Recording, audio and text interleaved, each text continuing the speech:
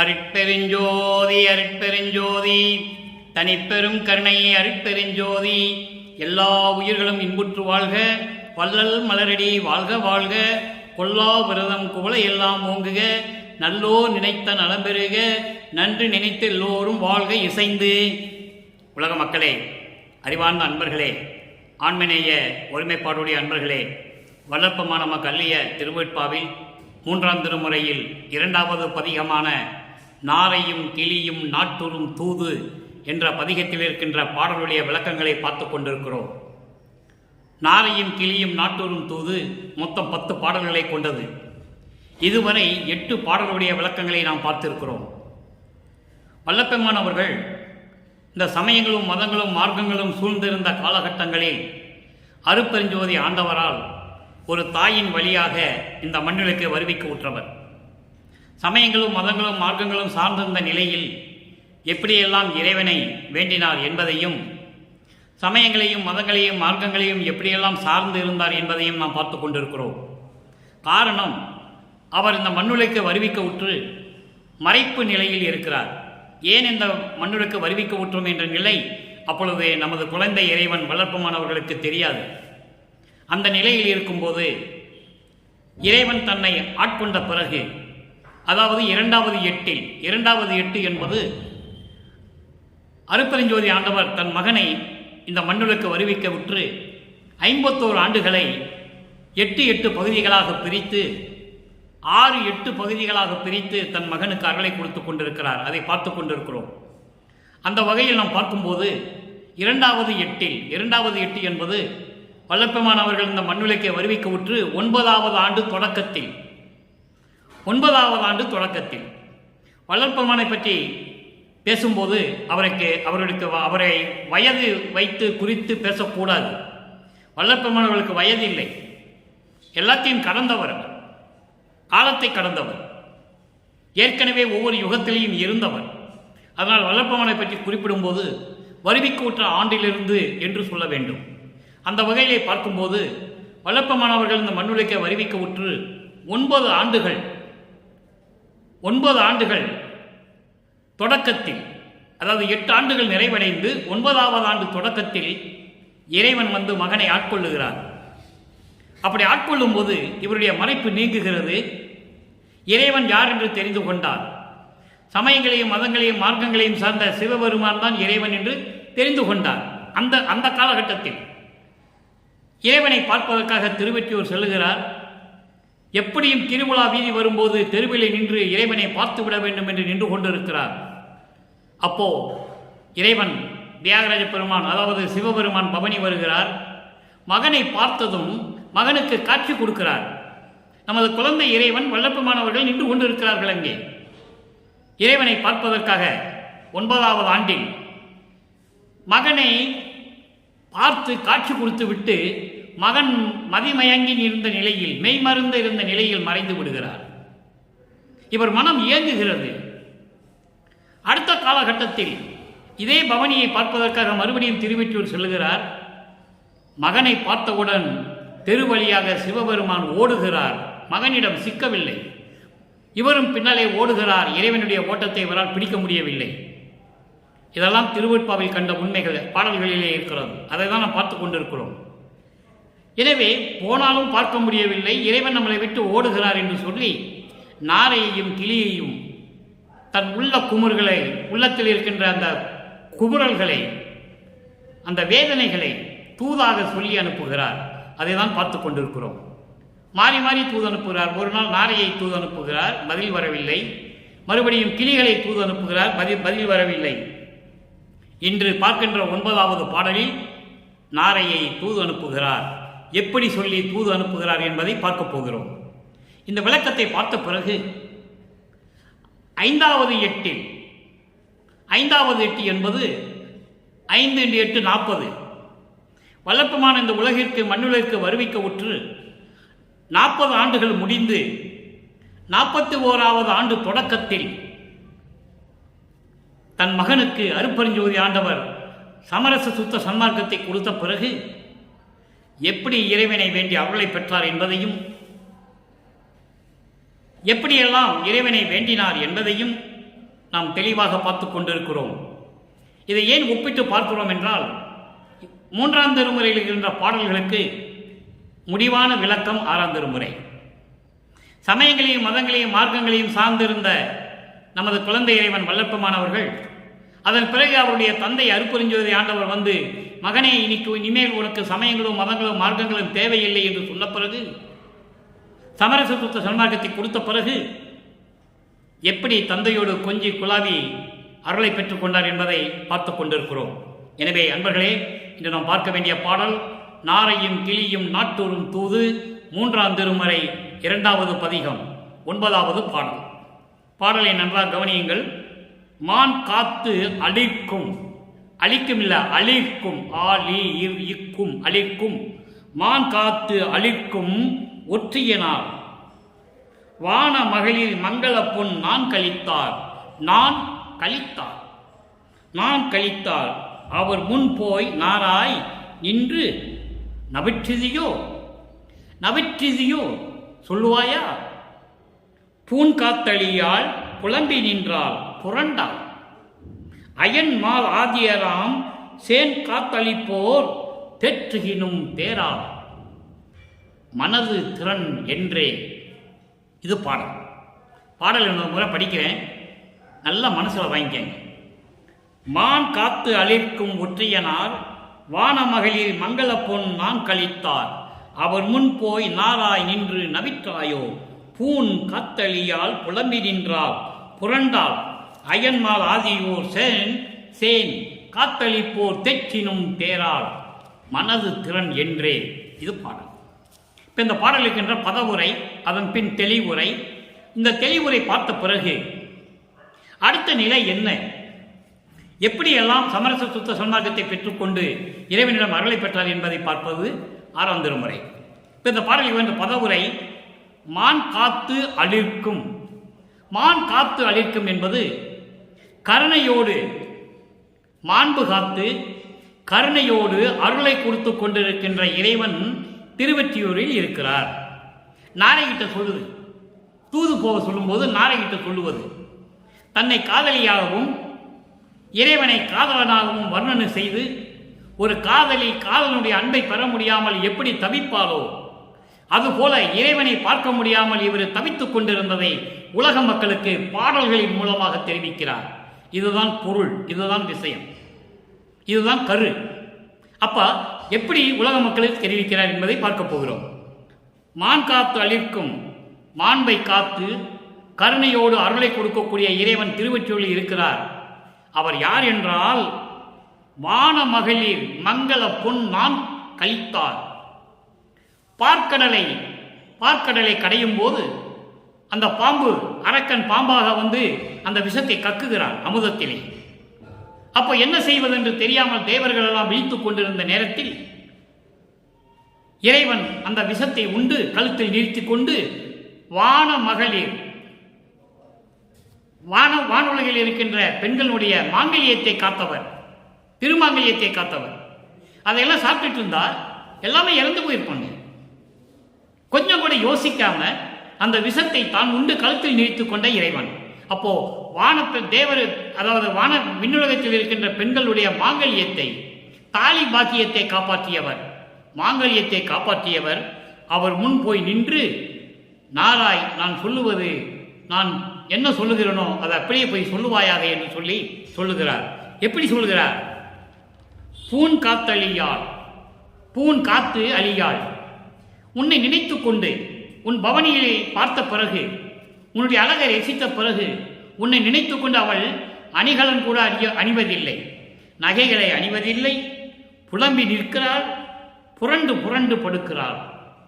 ஒரு நிலையில் அவர் இல்லை.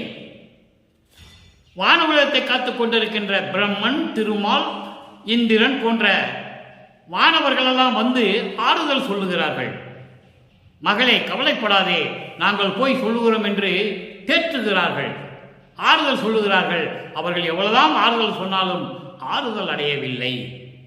காதலி, உன் காதலி உன்னை நினைத்து கொண்டு புலம்பிக் கொண்டிருக்கிறாள். அவர்கள் வந்து பிரம்மன், திருமால், வானவர்கள் எல்லாரும் வந்து ஆறுதல் சொல்லுகிறார்கள். இருந்தாலும் இவள் ஆறுதல் அடையவில்லை.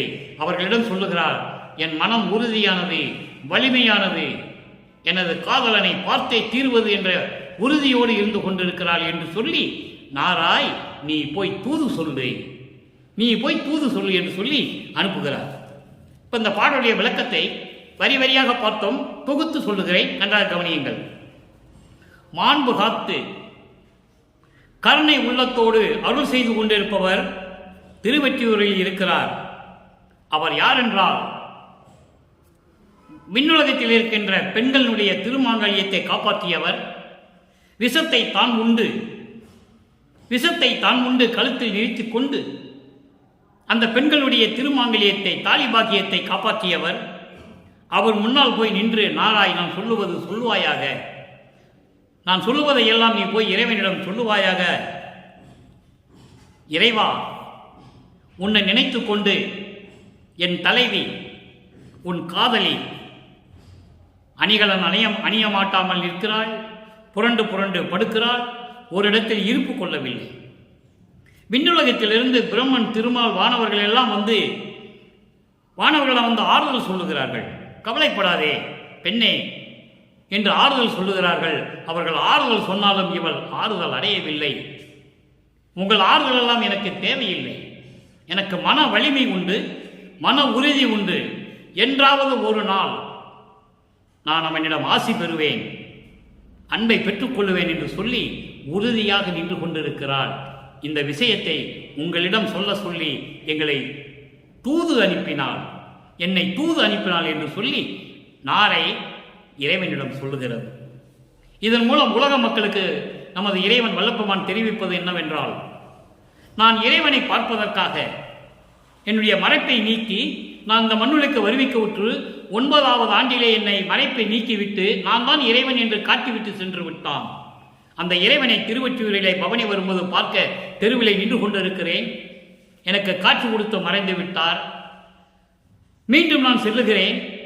என்னை பார்த்து என் முகம் திரும்பி பார்க்காமல் தெருவிலே ஓடுகிறார் சிவபெருமான். நானும் பின்னால் ஓடிய ஓட்டத்தை பிடிக்க முடியவில்லை. அதன் பிறகு நாரையையும் கிளிகளையும் தூது அனுப்புகிறேன். எந்த பதிலும் வரவில்லை. விண்ணுலகத்திலிருந்து எல்லாருமே வந்து எனக்கு ஆறுதல் சொல்லுகிறார்கள். அந்த ஆறுதலெல்லாம் நான் கேட்க தயாராக இல்லை. நான் மன வலிமையோடு உறுதியோடு நின்று கொண்டிருக்கிறேன். உலக மக்களே, என்றாவது ஒரு நாள் நான் இறைவனுடைய அருளை பெற்றே தீர்வேன் என்று சொல்லி உலக மக்களுக்கு தெரிவிக்கிறார். இதுதான் இந்த பாடலுடைய பொருள். இப்போ இந்த நிலையில் சமயங்களும் மதங்களும் மார்க்கங்களும் சார்ந்திருந்த நிலையில் நமது குழந்தை இறைவன் வல்லப்பெருமான் அவர்கள் 9வது ஆண்டிலே வருவிக்க உற்று 9வது ஆண்டிலே இந்த நிகழ்வு நடக்கிறது. 1 அதாவது வருவிக்க உற்ற 1ஆம் ஆண்டிலிருந்து 3 8கள் 24 25 ஆண்டுகள் வரையிலும் 3 திருமுறை உருவாகிறது. 1ஆம் திருமுறை, 2ஆம் திருமுறை, 3ஆம் திருமுறை. 4வது எட்டில் 4ஆம் திருமுறை உருவாகிறது. 5வது எட்டிலும் 6வது எட்டிலும் 6ஆம் திருமுறை உருவாகிறது. அதன் பிறகு இறுதியாக 2 ஆண்டில் 50வது ஆண்டு 51வது ஆண்டில் எப்படி இறைவனாகிறார், மகனுடன் 2 கலந்து கொண்டு அவர் அருப்பெருஞ்சோதி ஆக்கி விடுகிறார், இறைவனாக்கி விடுகிறார் தந்தை. இந்த நிலையை நாம் பார்த்து கொண்டிருக்கிறோம். இப்போ 6ஆம் திருமுறைக்கு வரும்போது சமரச சுத்த சன்மார்க்கத்தை பெற்ற பிறகு சமயங்களையும் மதங்களையும் மார்க்கங்களையும் சார்ந்திருந்த சிவபெருமான் எல்லாவற்றையும் நீக்கிவிட்டு தன் மகனையும் எல்லா நிலைகளிலிருந்து நீக்கி கொண்டு வந்து சமயங்களையும் மதங்களையும் மார்க்கங்களையும் எல்லாம் நீக்கி கொண்டு வந்து சமரச சுத்த சன்மார்க்கத்தை கொடுத்த பிறகு வல்லப்பெருமானார்கள் தந்தையிடம் எப்படி விண்ணப்பம் வைக்கிறார் பாருங்கள். பிள்ளை பெரு விண்ணப்பம், பேரே பிள்ளை பெரு விண்ணப்பம். இவர் பேரு செல்வ பிள்ளை, இறைவனுடைய பிள்ளை. ஏற்கனவே நான் இதை விளக்கம் கொடுத்திருக்கிறேன். கொள்ளை என இன்பம் கொடுத்தாய், நினது செல்வ பிள்ளை என ஏற்கு பெயரிட்டாய், தெல்லமுகம் அளித்தாய், சன்மார்க்க சங்கத்தை வைத்தாய், எந்தாய் கருணை இது. அப்போ பிள்ளை பெருவிண்ணப்பத்தில் என்ன சொல்றார் பாருங்க. அங்கே 19வது பாடல், இங்க 9வது பாடலை எப்படி சொல்றாரோ அங்க 19வது பாடல்ல என்ன சொல்றார் பாருங்க. ஓர்ந்த உள்ளகத்தை நிறைந்து ஒளிர்கின்ற ஒருவனே. இங்கே தியாகராஜ பெருமானும் சொல்லல, சிவபெருமானும் சொல்லல, ஒருவனே. உலகியல் அதிலே மாந்தர்கள் இறப்பை குறிக்கும் பறையின் வல்வொலி கேட்ட போதெல்லாம் காந்தி என் உள்ளம் கலங்கிய கலக்கம் கடவுள் நீயே அறிந்திடுவாய். ஏந்தும் இவ்வுலகில் இறப்பு எனில் எந்தாய், என் உள்ளம் நடுங்குவது இயல்பே. இது பாடல், பெருவிண்ணப்பம். உன்னை உள்ளத்தில் நினைக்கும் போதெல்லாம், உன்னை என் உள்ளத்தில் நினைக்கும் போதெல்லாம் பரிபூரணமாக என் உள்ளத்தில் நிரம்பி ஒளிர்ந்து கொண்டிருக்கின்ற ஒருவனே, ஒரே கடவுள் அருட்பெருஞ்சோதி, ஆதியும் அந்தமெல்லாம் தோன்றிய கடவுள் அருட்பெருஞ்சோதி. இந்த அருட்பெருஞ்சோதிக்கு சாதியும் மதமும் சமயமும் இல்லை. சாதியும் மதமும் சமயமும் பொய்யென ஆதியில் உணர்த்திய அருட்பெருஞ்சோதி. சாதியும் மதமும் சமயமும் காண ஆதியானதையாம் அருட்பெருஞ்சோதி. அதான் ஒருவனே என்று சொல்லுகிறார். ஒரே கடவுள் ஒருவனே அருட்பெருஞ்சோதியே. உலகியல் அதிலே மாந்தர்கள் இறப்பை குறிக்கும் பறையின் வல்வொலி கட்ட போதெல்லாம், உலகியல் வாழ்க்கையிலே, உலகியல் நடையிலே மக்கள் இறந்து விட்டான் என்று குறித்து, இறந்து விட்டான் என்று சொல்லக்கூடிய அந்த பறையின் ஒலி, பறை சத்தம், அந்த கொடிய சத்தத்தை கேட்ட போதெல்லாம், அந்த கொடிய சத்தத்தை கேட்ட போதெல்லாம் யாரோ ஒரு மனிதன் இறந்து விட்டான், பறை ஒலிக்கிறதே, பறையின் சத்தம் கேட்கிறதே என்று நினைக்கும் போதெல்லாம் காந்தி என் உள்ளம் கலங்கிய கலக்கம். காந்தி என்பது கரி, என் உள்ளம் கரி, என் உள்ளம் வாடி கருகி கலங்கிய கலக்கமெல்லாம் கடவுள் நீயே அறிந்திடுவாய். ஒரு மனிதன் உலகிலே, உலக நடையிலே ஒரு மனிதன் இறந்து விட்டான் என்று குறித்து கொள்ளக்கூடிய, அந்த குறிப்பை உணர்த்தக்கூடிய அந்த பறையின் கொடிய சத்தம் இருக்கிறதே, அதை கேட்ட போதெல்லாம் என் உள்ளம் வாடி கருகி கலங்கிய கலக்கம் கடவுளே நீ அறிந்திடுவாய். ஏந்தும் இவ்வுலகில் இறப்பு எனில் எந்தாய், என் உள்ளம் நடுங்குவது இயல்புதானே. ஏந்தும் இவ்வுலகில், ஆரவாரம் மிகுந்த உலகில், மாயைகளும் மயக்கங்களும் உலக விடயங்களும் நிறைந்த மண்ணாசை பெண்ணாசை பொன்னாசை கொண்டு ஆரவாரமான திகழ்ந்து கொண்டிருந்த இந்த உலகில் இறப்பு என்று சொல்லும் பொழுது என் தாயே என் உள்ளம் நடுங்குவது இயற்கைதானே. அடுத்த ஒரு நிலைக்கு பாருங்க, 24வது பதிகம் வாதனை கழிவு. அங்கே போறாரு, தெருவில் நிற்கிறாரு, வாங்கட பார்த்து சிவபெருமான் ஓடுறாரு. இங்க மாயைகளையும் மயக்கங்களையும் எப்படியெல்லாம் நீக்க சொல்லி வேண்டுகிறார் பாருங்க. திகழ்ந்து ஆறுகின்ற திருப்பொதுவில், அங்கே திருவொற்றியூரில் இருக்கின்ற இறைவன் என்று சொல்லுவார். சமயங்களையும் மதங்களையும் மார்க்கங்களையும் சார்ந்திருந்த போது தான் யார் என்று தெரியாத நிலையில் வல்லப்பமானவர்கள் அங்கே திருவொற்றியூரில் இருக்கின்ற இறைவன் என்று சொல்லுவார். சமரச சுத்த சன்மார்க்கத்தை பெற்ற பிறகு அருட்பெருஞ்சோதி சத்தியஞான சபையில் இருக்கிறார் என்று சொல்லுவார். மக்களை அதை நீங்கள் புரிந்து கொள்ள வேண்டும். அப்போ சமயங்களையும் மதங்களையும் மார்க்கங்களையும் சாராத இறைவன் இங்கே சத்தியஞான சபையில் இருக்கின்ற இறைவன் திகழ்ந்து ஆர்க்கின்ற திருப்பொதுவில் சிவமே சிவமே என்று சொல்லுகிறார். மெய் சிவம் அருட்பெருஞ்சோதி திகழ்ந்து ஆறுகின்ற அருளோடு பரிபூரணமாக விளங்கிக் கொண்டிருக்கின்ற, சத்தியஞான சபையில் விளங்கிக் கொண்டிருக்கின்ற அருட்பெருஞ்சோதியே, திகழ்ந்து ஆர்க்கின்ற திருப்பொதுவில் சிவமே.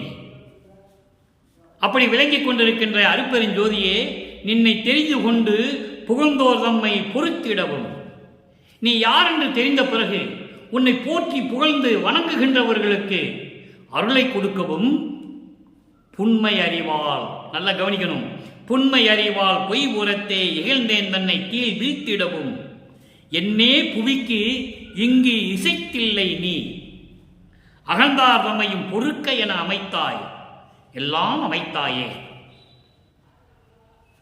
பொருள் பாருங்க, திகழ்ந்தார்க்கின்ற திருப்பொதுவில் அருளோடு விளங்கிக் கொண்டிருக்கின்ற சத்தியஞான சபையில் இருக்கின்ற அருட்பெருஞ்சோதி ஆண்டவரே, உன்னை நினைத்து கொண்டு உன்னை போற்றுகின்றவர்களுக்கு அருளை கொடுக்கவும், அதே போன்று புண்மையின் அறிவால், புண்மை அறிவால் என்பது சமயங்களையும் மதங்களையும் மார்க்கங்களையும் சார்ந்து கொண்டு அதெல்லாம் கொடுக்கின்ற தீயவைகளை எல்லாம் மனதில் வைத்துக்கொண்டு கெட்ட அறிவால், தீய அறிவால் பொய்களை சொல்லி உன்னை தூற்றுகின்றவர்களை கீழே வீழ்த்திடவும், உன்னை தூற்றுகின்றவர்களை நரகத்தில் தள்ளிவிடவும், ஏன் இன்னும் எதற்காக இந்த உலகத்திற்கு நீ தெரிவிக்கவில்லை,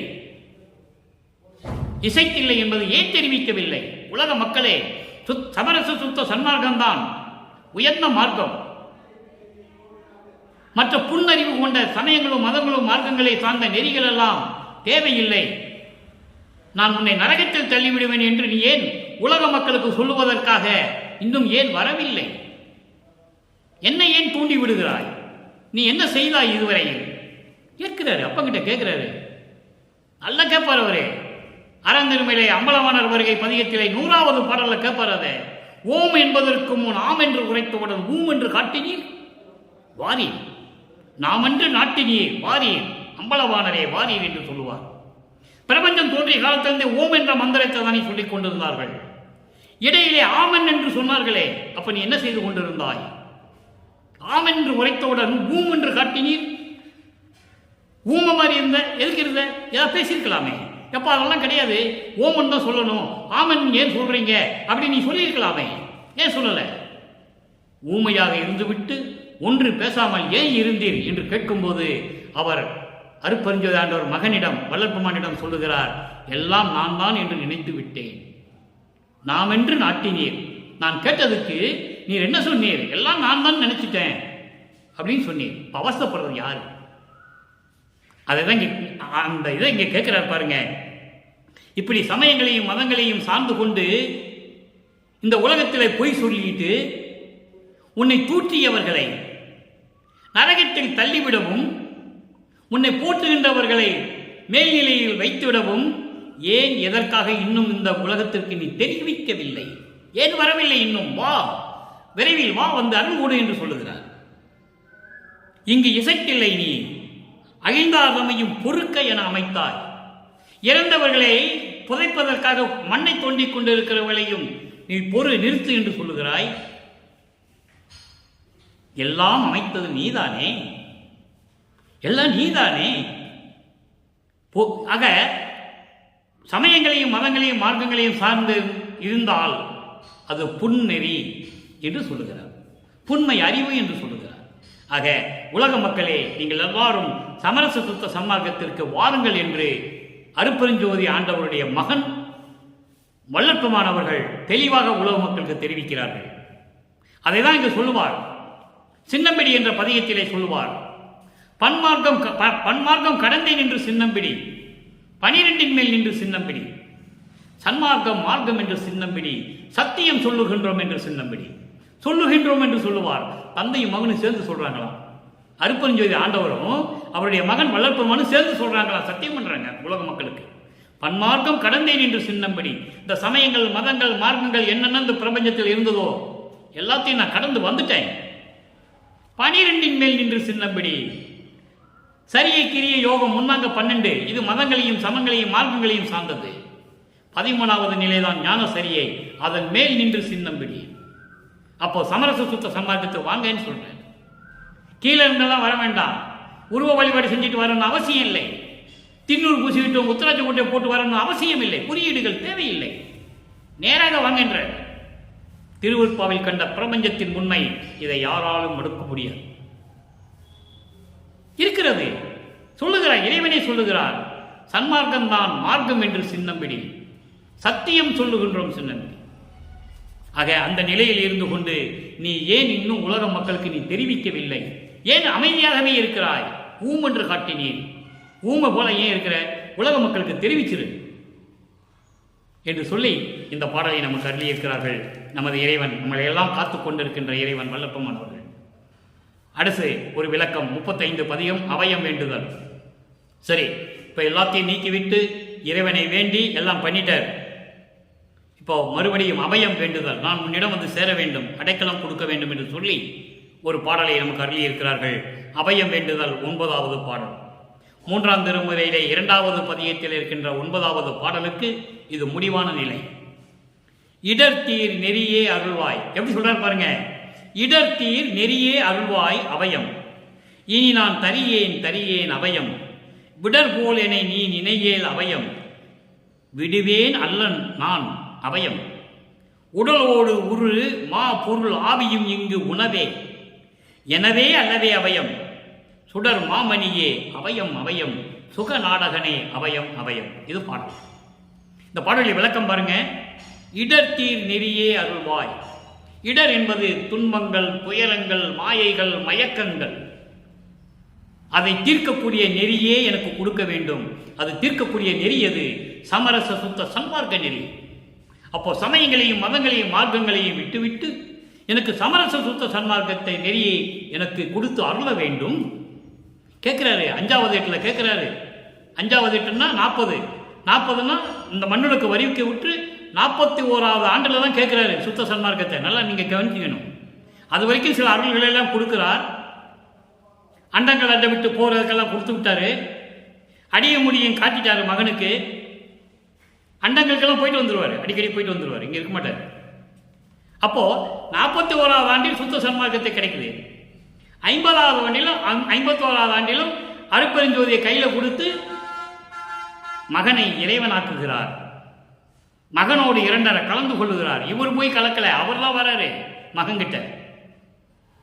அப்போ அந்த நிலையில் இருந்து கொண்டு இந்த பாடலை கொடுக்கிறார் பாருங்க. இடர்த்தீர் நெறியே அருள்வாய். இடர்களையும் துன்பங்களையும் துயரங்களையும் மாயைகளையும் மயக்கங்களையும் கொடுத்து கொண்டிருக்கின்ற அந்த நெறியை தீர்க்கக்கூடிய அந்த நெறி சமரச சுத்த சன்மார்க்கத்தையே நீ எனக்கு கொடுக்க வேண்டும். அபயம் இனி நான் தரியேன் அபயம். இனிமேல் நான் சகித்துக் கொள்ள முடியாது, சகிக்க மாட்டேன், போதுண்டா சாமி. என்னை இந்த மண்ணுக்கு ஒரு தாய் வழியாக வருவிக்க செய்து இத்தனை ஆண்டுகள் என்னை பாடாத படித்து எவ்வளவு துன்பப்பட்டேன். இனிமேல் போதும், இனிமேல் நான் சகித்துக் கொள்ள மாட்டேன். விடர் போல என்னை நீ நினையே. இவன் தீயவன், இவன் எதுக்கும் லாயக்கில்லாதவன், பொறுப்பில்லாதவன் என்று சொல்லி நீ என்னை நினைக்கக்கூடாது, நினைக்க வேண்டாம். விடர் போல் நீ நினையேன். இவன் தீயவன், கெட்டவன், இவன் எதுக்கும் லாயக்கே இல்லாதவன், தகுதி இல்லாதவன் என்று நீ என்னை நினைக்க வேண்டாம். அபயம் நான் உன் அடைக்கலம். விடுவே நல்லன் நான், உன்னை நான் விடவே மாட்டேன், உன்னை நான் விடவே மாட்டேன். அபயம் அபயம். உடலோடு உரு மா பொருள். இந்த உடலோடு இந்த உடலும் பொருளும் ஆவியும் எல்லாம் உன்னது தானே, எனக்கு ஒன்றுமில்லை. உடலோடு ஒரு மா பொருள் ஆவியும் இங்கு உணவே, உன்னதுதான், எனக்கு இல்லை, எனவே அளவே. எனக்கு எதுவுமே இல்லை. இந்த உடல் பொருள் ஆவி எல்லாமே உனக்கு தான். சுடர் மாமணியே அருட்பெருஞ்சோதியே. சுடர் மாமணியே என்பது அருட்பெருஞ்சோதியே. அபயம் அபயம். சுகநாடகனே அபயம் அபயம். பேரின்பமாக அருள்நடனம் செய்து கொண்டு அருளாட்சி செய்து கொண்டிருக்கின்ற இறைவனே நான் உன் அடைக்கலமே அடைக்கலமே என்று சொல்லுகிறார். இறுதியாக ஒரே ஒரு பாடலின் விளக்கம் நல்ல கவனிங்க. இறைவன் எப்படி ஆட்கொண்டார்? அங்கு ஆட்கொள்ளவில்லை, அங்கே அருளை கொடுக்கவில்லை. மகனை பார்த்து சூரியமன் தெருவில் ஓடுறாரு. இவங்கிட்ட மாட்டக்கூடாது, மாட்டோம்னா அவன் கேள்விகளுக்கெல்லாம் இப்போ பதில் சொல்ல முடியாது, காலங்கள் இன்னும் இருக்கிறது என்று சொல்லி தான் அவர் ஓடுகிறார். இவரும் பின்னாலே ஓடுறாரு. அவன் ஏன் ஓடுறான்னு இவருக்கு தெரியாது. இவரு பின்னாலே ஓடுறாரு. சிவபெருமான் ஓட்டத்தை இவரால் பிடிக்க முடியல. அது பிறகு மெய்யருள் வியப்பு 112வது பதிகம் மெய்யருள் வியப்பு. அதில் என்ன சொல்றார் பாருங்க. அங்க 9வது பாடல் 3ஆம் திருமுறையிலே நாட்டூரும் கிளியும் நாட்டூரும் தூதுல இருக்கிற 9வது பாடலுக்கு முடிவான நிலை. அங்கே இறைவனை பார்க்க முடியல, அருளை பெற முடியல, மனம் ஏங்குகிறது. நாரையும் கிளியும் மாறி மாறி தூது அனுப்புறாரு, ஒன்றும் நடக்கல. காலங்கள் மாறுது, காலங்கள் நெருங்கி கொண்டு வருகிறது. இந்த மண்ணுலக்கை வருவிக்க விட்டு 41வது ஆண்டில் வள்ளல் பெருமான் அந்த நிலையை சொல்லுகிறார். நல்லா கவனிங்க. என்னை ஆண்ட வண்ணம் எண்ணில் உள்ள உருகுதே. கரெக்டாக சொல்லிட்டாரா? சரியா சொல்றேன். என்னை ஆண்ட வண்ணம் எண்ணில் உள்ளம் உருகுதே. என்னை விழுங்கி எங்கும் இன்பம் வெள்ளம் பெருகுதே. உண்ண உண்ண மனமும் உயிரும் உடம்பும் இனிக்குதே. உன்னோடு என்னை வேறு என்று எண்ணில் மிகவும் பணிக்குதே. இது பாடல். அதாவது நீ என்னை ஆண்டு கொண்ட விதத்தை நினைக்கும் போது என் உள்ளம் உருகுது. என்னை ஒரு தாயிலே கருவறையிலே கொண்டு கருவாக வைத்தாய். கருவிலே நான் பட்ட துன்பங்களை எல்லாம் சொல்லும் போது எனக்கு கருவிலே வந்து ஒளி காட்டினாய். கருவிலே வந்து எனக்கு கருவறையிலே வந்து அருளமுதம் கொடுத்தாய். புழுங்கி கிடந்த என் உடலுக்கு அமுத காற்று வீசினாய். இப்படி ஒவ்வொரு தொகுதியாக ஒவ்வொரு பகுதியாக நீ வந்து எனக்கு அருளை கொடுத்தது உன்னை நினைக்கும் போது என் உள்ள உருகுது. எப்படி சொல்ற பாருங்க. யாரு சொன்னது? இந்த பிரபஞ்சத்தில் யார் சொன்னது? எத்தனையோ கோடிக்கணக்கான சித்தர்கள், முத்தர்கள், ரிஷிகள் எத்தனையோ பேர் தோன்றினார்கள். யாரும் சொன்னதே இல்லை. இவர் ஒவ்வொரு யுகத்திலும் இறைவனிடையே இருந்தவர். கலியுகத்தினுடைய கடைசி திருவிளையாடல் தன் மகனை சமரச சுத்த சன்மார்க்கத்தை உலக மக்களுக்கு தெரியப்படுத்த வேண்டும் என்பதற்காக ஒரு மகனை உருவாக்கிய தாயின் வழியாக வருவிக்க செய்தவர் அருட்பெருஞ்சோதி ஆண்டவர். இதான் கடைசி திருவிளையாடல், சிவபெருமானுடைய அருட்பெருஞ்சோதி ஆண்டவருடைய கடைசி திருவிளையாடல். சமயங்களையும் மதங்களையும் மார்க்கங்களையும் சார வைத்து அதிலேயே தன் மகனை நடக்க செய்து அந்த வழியிலேயே போக செய்து அதுக்கு பிறகு அதில் ஒன்று இல்லைன்னு சொல்ல சொல்லி அதுக்கப்புறம் சமரச சுத்த சன்மார்க்கத்துக்கு வாங்கன்னு சொல்ல சொல்லி இறைவனாக்கினார் அருட்பெருஞ்சோதி ஆண்டவர். என்னை ஆண்ட வண்ணம் எண்ணில் உள்ளம் உருகுதே, எப்படியெல்லாம் என்னை நீ ஆண்டு கொண்டாய், எந்தெந்த விதத்தில் ஆண்டு கொண்டாய், அதை நினைக்கும் போது என் உள்ளம் உருகுது. என்னை விழுங்கி எங்கும் இன்ப வெள்ளம் பெருகுதே, அந்த இன்ப வெள்ளத்தில் நான் மூழ்கடிச்சிட்டு இருக்கேன். அந்த இன்ப வெள்ளத்தில் மூழ்கி அவ்வளவு சுகமாக இருக்கிறேன். நான் உன்னை உன்னை நினைக்க உன்னை நினைக்கும் போதெல்லாம் நினைக்க இந்த மனமும் உயிரும் உடம்பும் இனிக்குதே, இந்த உள்ளமும் உயிரும் உடம்பும் இனிக்குது. அற்புதமாக இருக்கிறது. உன்னோடு என்ன வேறு என்று எண்ணில் மிகவும் பணிக்கிறேன்.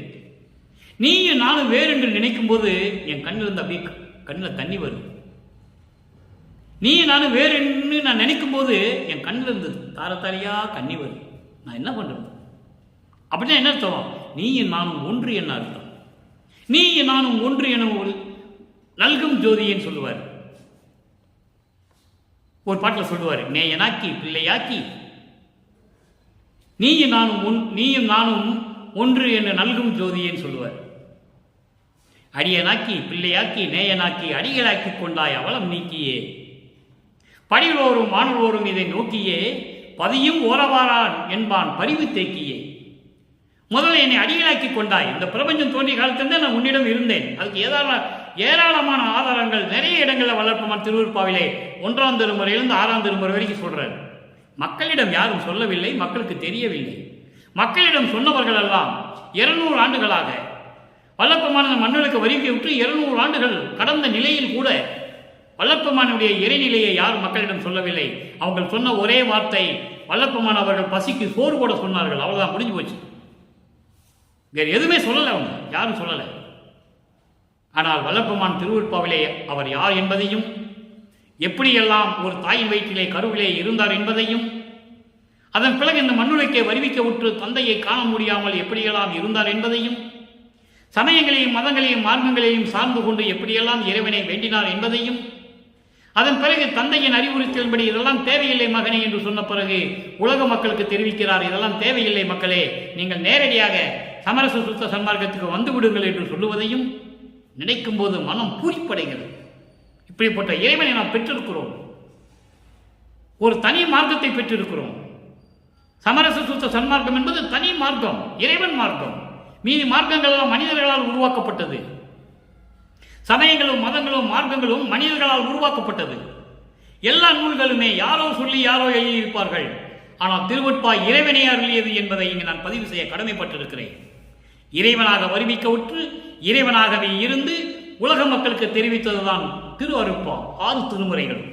இதில் எந்த விதமான மாற்று சந்தேகம் இல்லை, எந்த விதமான மறுப்பும் இல்லை. எல்லாமே பிரபஞ்சத்தின் உண்மைகள் என்பதை இங்கு தெரிவித்துக் கொள்ள கடமைப்பட்டிருக்கிறேன். அப்படி உன்னோடு என்னை வேறு என்று நினைக்கும் போது, நீயும் நானும் வேறு என்று நான் நினைக்கும் போது என் கண்களில் நீர் வடிகிறது. நீயும் நானும் ஒன்றுதானே என்று சொல்லி இந்த பாடலை நமக்கு அருளியிருக்கிறார்கள். எனவே அன்பர்களே, இன்று நாம் பார்த்த பாடலுடைய விளக்கம் உங்களுக்கு விளங்கி இருக்கும் என்று நான் இந்த அடியேன் வள்ளலார் ஊழியன் கருதுகிறேன். இவ்வளவு நிலைகள் இருக்கின்றன. இறைவன் தன் மகனை உருவாக்கி ஒரு தாயின் வழியாக இந்த மண்ணுலகை வருவிக்க செய்து சமயங்களிலும் மதங்களிலும் மார்க்கங்களிலும் நிற்க வைத்து அதை அனுபவிக்க வைத்து அதன் பிறகு உலக மக்களுக்கு வேண்டாம் என்று சொல்ல வைத்து சமரச சுத்த சன்மார்க்கத்தை கொடுத்து தன் மகனை அருட்பெருஞ்சோதி ஆக்குகிறார், இறைவனாக்குகிறார். இந்த நிலையிலிருந்து நாம் இந்த பாடலை பார்த்திருக்கிறோம்.